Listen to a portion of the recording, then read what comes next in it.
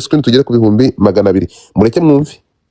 Mwiriwe neza nshuti zanjye, nitwa Amoto 50 ndi umunyamasisi no kuri kwimana ibyo nzabizire.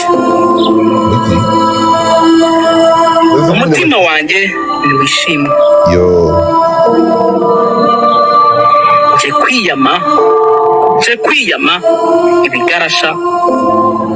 nje kwiyama ibigarasha, umuvandimwe wanjye Nizeyimana Didier bakunze kwita Muchoma afunzwe ntibivuze ngo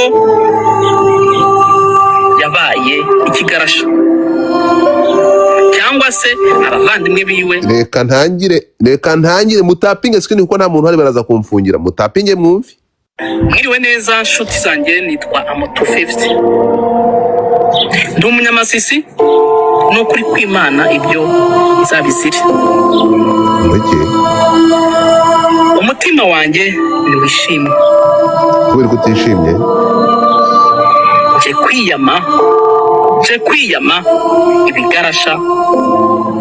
nje kwiyama ibigarasha, umuvandimwe wanjye Nizeyimana Didier bakunze kwita Muchoma afunzwe ntibivuze ngo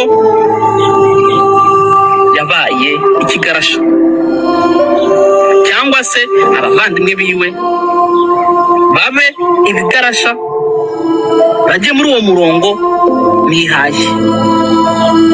Hari abantu batazi ibigarasha, abasore tungana cyangwa se abo nduta. Ibigarasha ni abantu barwanya leta y'u Rwanda, abantu batishimira iterambere ry'u Rwanda, abantu batishimira amahoro asesuye y'u Rwanda. Ibigarasha rero bimaze iminsi binyandikira, Amoto 50 twarakumenye uvugana na Muchoma, turashaka ngo uze tuganire, tugwana amafaranga bimwe bituye ngo mu Bufaransa, ngibindi muri Belgique, niba ibindi ari hehe. Ndabiyamye data si ikigarasha, mama si ikigarasha, abavandimwe banjye si ibigarasha, banko banjye si ibigarasha. Twese dukunda igihugu cy'u Rwanda. Muchoma ni ikigarasha kuba afunzwe yakoze ibi nibi.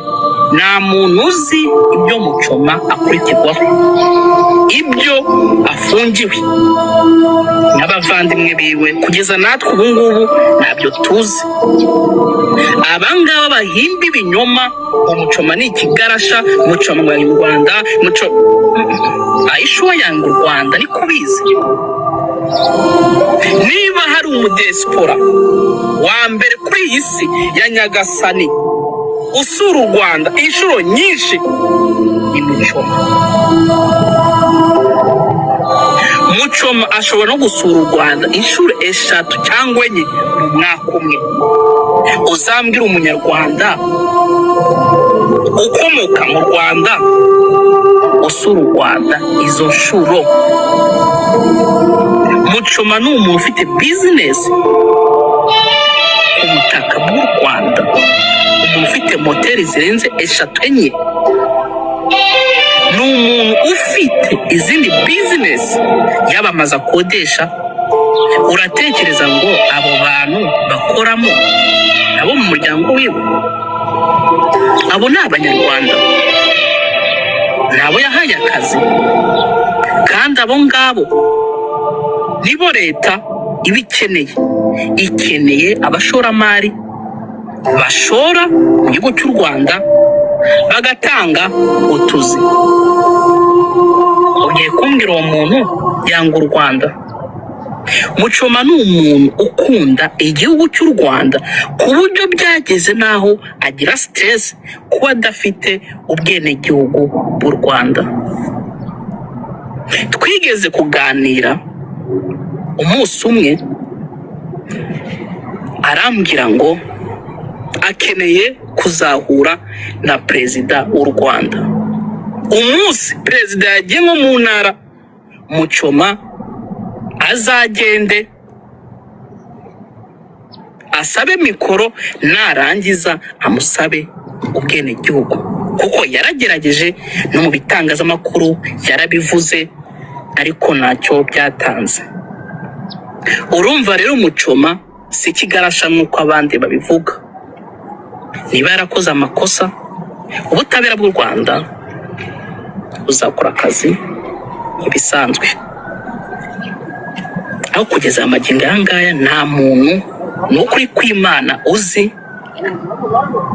icyo Muchoma yaba akurikiranwaho.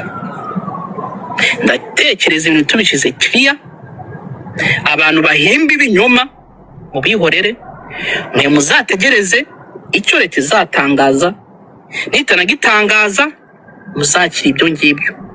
Ariko kugeza amagingo yangaya Muchoma ntabwo ari ikigarasha. Muchoma ni umuntu wishimira igihugu cy'u Rwanda.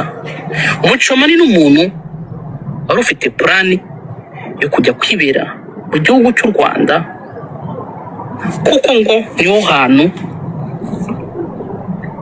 yakunze mu buzima bwe bwose, niho yakuriye, kuba yaravukiye za Kongo.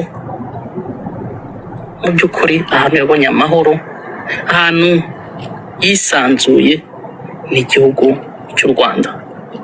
Nguko rero murakoze, kandi nanjye mu by'ukuri ndasaba, ndapfukamye, ndatakambye,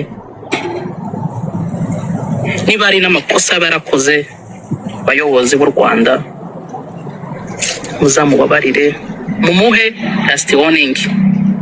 Umuvandimwe kandi koko umuntu arakosa.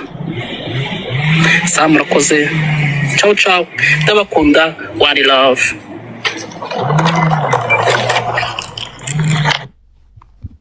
Ngayo nguko ngubwo ubutumwa bwa murumuna wa Muchoma.